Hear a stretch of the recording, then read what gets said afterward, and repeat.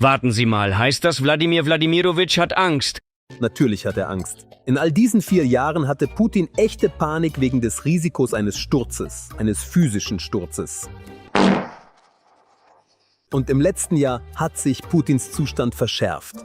Putin wollen seine eigenen Leute stürzen. Es kam eine Wahrheit ans Licht, bei der einem eiskalt den Rücken runterläuft. Ich glaube, Putin selbst bekommt Gänsehaut, aber für alle normalen Menschen ist es eher so etwas wie Hoffnung. Ein Staatsstreich im Kreml ist Putins größte Angst, schreibt The Telegraph. Putin befürchtet, die Kontrolle über den Machtwechsel zu verlieren. Ein Szenario ähnlich der Meuterei der Wagner-Gruppe im Jahr 2023 hat sich innerhalb des Systems zu einer langfristigen Quelle der Angst entwickelt. Welche Art von Prigogine gibt es bei der glasigen Erde? Hier heißt es, dass eine andere Person Putin stürzen kann. Im Ernst. Das Ausmaß von Patruschews Unzulänglichkeit lässt sich an diesem Satz von ihm ablesen. Historische Fakten deuten darauf hin, dass die Abdrängung Russlands von der Schwarzmeerküste traditionell Teil der anglo-britischen Sanktionspolitik war. Als eine der Hauptaufgaben. Nun ja, auch Nikolai Patruschew ist unzureichend. Nun, das ist logisch. Es gibt keine anderen Zivilisationen in den Sümpfen mit. Im Jahr 2014 wurden in der Ukraine etwa 17.000 Zivilisten von den Kiewer Behörden getötet. Etwa 400 davon sind Kinder. Mehr als 32.000 Menschen wurden verletzt. Und Durod Patruschew? Bis zum 12. Mai 2024 war er 16 Jahre lang Sekretär des Sicherheitsrates der Russischen Föderation. Der oberste Tschechist Russlands, treuer Freund Putins und einfach ein Held Russlands. Die Frage, die wir heute besprechen, ist äußerst aktuell, aber ich erlaube mir, sie etwas breiter zu betrachten. Einen weiteren Blick auf dieses Thema zu werfen. Es schien, als wäre alles in Butter und dann, zack, plötzlich der unerwartete Rücktritt von Patruschew. Warum ist das passiert? Weil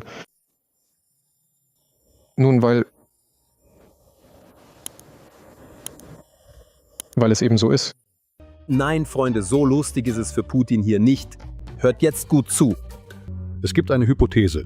Putin ist nur die Fassade und die eigentliche Strategie wird von Patruschew bestimmt. Oh, wie interessant, nicht wahr? Oberst Putin hat den Posten abgegeben. Generaloberst hat den Posten übernommen. Ja, tatsächlich kennt dieser Patruschew den Bunkerverrückten schon seit seiner Jugend. Er kennt all seine Sünden. Jugendliche sozusagen, und davon gibt es viele. Putins Verbündeter seit den Leningrader KGB-Tagen. Patruschew stand am Anfang der modernen Machtelite. Und man sagt, Putin habe aus genau diesem Grund Angst gehabt und habe sie immer noch. Pore, was? Nikolai Patruschew könnte sein neuer Prigozhin werden. Könnte er, Patruschew, gegen Putin arbeiten? Nun ja, wissen Sie, er arbeitet immer gegen Putin. Stets. Das heißt, er hat es tatsächlich nicht verheimlicht. Und hier ist etwas Wichtiges. Patruschew ist definitiv nicht Putins Küchenjunge. Patruschew ist ein alter, erfahrener KGB-Mann, der im Gegensatz zu Prigoschin ganz sicher genug Kraft und moralische Eigenschaften besitzt, sagen wir es so, um die Bunkermotte zu beseitigen. Ein Menschenfresser kann noch einen weiteren verschlingen. Menschenfresser. Westliche Analysten betonen, dass das Fehlen eines Nachfolgers die Risiken erhöht. Wenn das Regime zu bröckeln beginnt, könnte das eine akute politische Krise auslösen. Und genau deshalb entfernt Wladimir Putin Patruschew und macht ihn zu seinem Assistenten.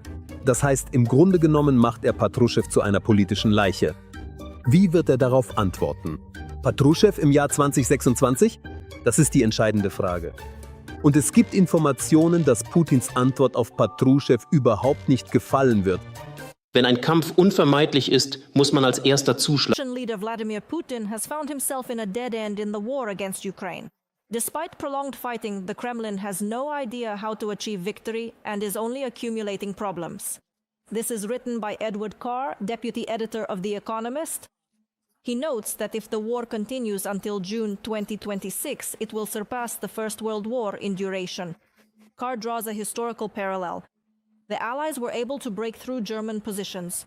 In 1918, just as today, Ukraine continues to resist, while Russia does not know how to gain the upper hand. In his opinion, a dictator who lacks a theory of victory inevitably accumulates risks. Petro Oleshchuk, political scientist and lecturer at Taras Shevchenko National University of Kyiv, is now live with us in the studio. Welcome, Mr. Petro. Thank you. So Putin has found himself at a dead end in the war against Ukraine. The fighting continues. He doesn't know how to win, as analysts report in their article. But can he actually stop?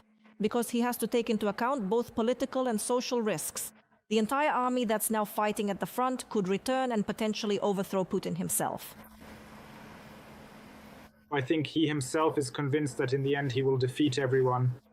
He regularly receives such reports. He's used to ignoring the state of the economy because he believes it's unimportant compared to the global goals he's pursuing. I am more than certain that he regularly receives information from his, let's say, ministers, and generally from people who have contact with him about certain problems in the economy. That it would be better to wrap up this war, but most likely he doesn't listen to anyone because he has become completely convinced that he must achieve victory, that this is some kind of decisive, extremely important, significant war, and so on. At the same time, again, I think that right now there are many directions in which the timing is being determined. Still, perhaps Putin's position will change depending on certain objective circumstances that even he will not be able to ignore. What do I mean by that? Well, of course, it's the sanctions. It's clear that the sanctions have not fully achieved the objectives set for them due to sanctions evasion and because they have often been rather half-hearted and inconsistent in many respects. But in my opinion, their impact is less significant. And the recorded largest discount on Russian oil in a year demonstrates that, in principle, sanctions against Russian oil companies are not just empty words. The next sanctions are being imposed by Ukrainian special services. In particular, today's latest operation carried out by the SBU, the GUR, and other relevant agencies, I mean the attack on the port in Novorossiysk. This is a very telling story, which, by the way, has already had an impact even on the global oil market. Prices have risen there, and many see this as a risk for Ukraine. But if prices rise not because of Russian oil, then frankly, we don't care. It's clear to us that in the near future, Russia won't be able to use this terminal to export oil. And this is one example of the kind of sanctions that Ukraine is directly imposing with its drones and with other appropriate means. And this also works in a certain way. So one way or another, sooner or later, even the Russian dictator obsessed with the war against Ukraine will be forced to admit that something needs to be done about this because the risks to his regime will continue to grow. I agree that he probably sees ending the war as a risk to his regime, especially in the context of soldiers returning home and in general, that this mobilization of society will immediately disappear. But on the other hand, continuing the war will also carry certain risks. And so once again, I can't say when the idea that ending it is actually easier will prevail, because the Russian leadership does not always act based on rational reasons or motives. Nevertheless, all these factors inevitably have an impact in the end. Mr. Petro, we have just a minute left to talk. What domestic political scenarios are possible for Russia if the war drags on? Well, again, it's quite difficult to predict Russian politics because it is closed off and non-public. It's clear that Putin's paranoia, which is widely discussed, did not arise out of nowhere. After all, we can recall the attempted Prigozhin mutiny. So I assume that his paranoia will continue to grow, and at the same time, the risks of a real coup will also increase because, in the end, all of this affects the pockets of specific individuals. The fact that Russians are dying there or that something is connected to this doesn't concern anyone in the Russian elite at all. But the fact that someone is directly touching their income, I think that will worry many of them one way or another. And again, even the Russian dictator won't be able to ignore this. But I repeat, he obviously tends to rely more on his own ideas about history or his own vision of history rather than on rational arguments. That's why it's quite difficult to predict. It's enough to recall that, for example, the entire American School of Criminology was unable to predict the collapse of the USSR. And this, in my opinion, is quite telling. Mr. Petro, thank you. Petro Oleshchuk, political scientist and lecturer at Taras Shevchenko National University of Kyiv, was live with us in the studio. The General Staff of the Armed Forces of Ukraine has confirmed the strike on an oil depot in Russia's Tambov region. According to the agency, on the night of December 3rd, units of the Ukrainian Defense Forces struck a number of Russian military facilities, including the Dmitrievskaya oil depot in the Tambov region. This facility is involved in meeting the needs of the Russian occupation army. A hit on the target was recorded, followed by a fire at the facility. Preliminary reports indicate that several fuel storage tanks are burning. The results of the strikes are being clarified.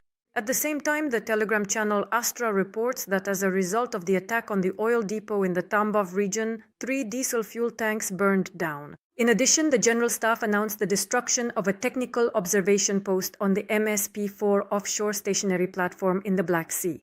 According to preliminary information, the occupier's UAV crew was eliminated and a radar station was hit. The agency also confirmed the destruction of 3 Orion reconnaissance and strike drones during the attack on November 27th on the Saki airfield in temporarily occupied Crimea. The cost of one such UAV is estimated at around $5 million. It has also been confirmed that the Livny oil depot in Russia's Oriol region was hit, where 2 storage tanks caught fire after a drone strike. Meanwhile, it became known that on the night of December 1st, an explosion occurred on a section of the Druzhba oil pipeline in Russia. This was reported by Union, citing a source in the main intelligence directorate. It is noted that the attack took place near the settlement of Kazinskie Viselki on the Taganrog-Lipetsk section of the oil pipeline. According to the agency's source, explosives with remote detonation were used. The fact of the explosion at the Druzhba pipeline was commented on by political strategist Boris Tizenghausen on his YouTube channel.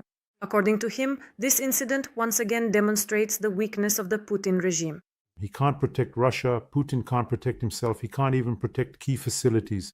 It should be noted that the Druzhba oil pipeline has been attacked at least 4 times this year.